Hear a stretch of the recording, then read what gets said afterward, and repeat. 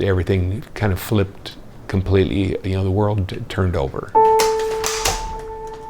These are incredible. Say the clarity and the color on them are fantastic. There's Joyce, myself, and my baby brother Steve. Tell me about Joyce. What kind of a sister was she to you, and what kind of a young woman was she? Well, Joyce, a very wholesome lady. We had lots of kids around here because it was coming out of World War II, so there was a big population of children. Joyce got along with everyone and had lots of close friends out here. My name is Bruce LePage, and Joyce LePage was my next older sister. Now here, this is kind of a cute picture. What memory or thought comes to mind when you think about your sister? Just playing together and working together.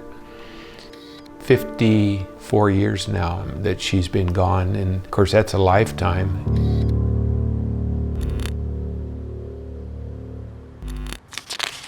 This is book 1 of 3, so these are early on Washington State University reports. My name is Brett Myers. I'm the sheriff of Whitman County, and I am currently the lead investigator on the unsolved murder of Joyce LePage.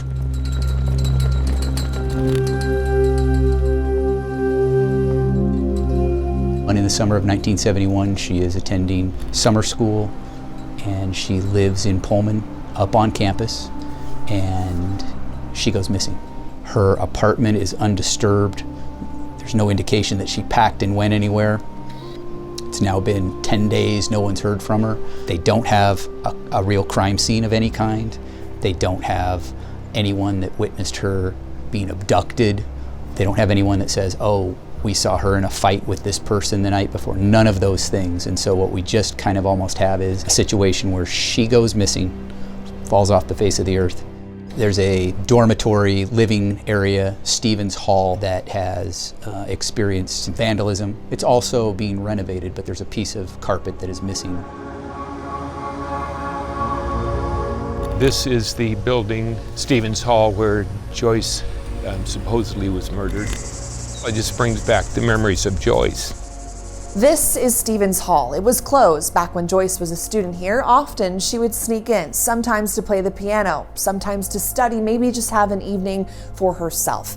It's also where detectives believe she was last seen alive. They find her belongings there. So that's another interesting thing, like why is this missing young woman's belongings here, and why do we have a piece of missing carpet? Those two things don't really make complete sense.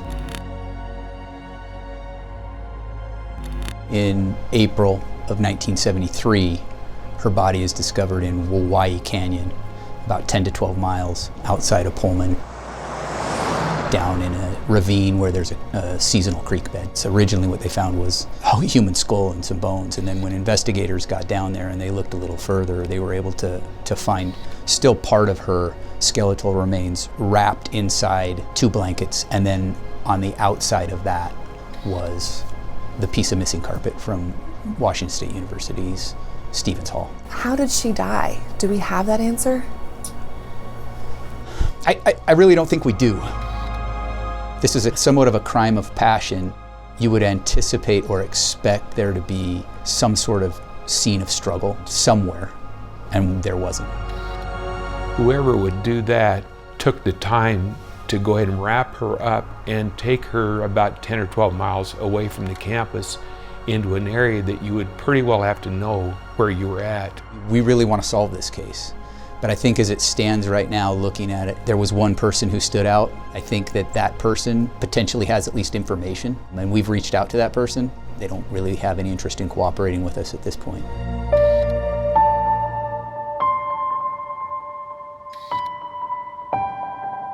So you got to keep hope up, and maybe a miracle will happen.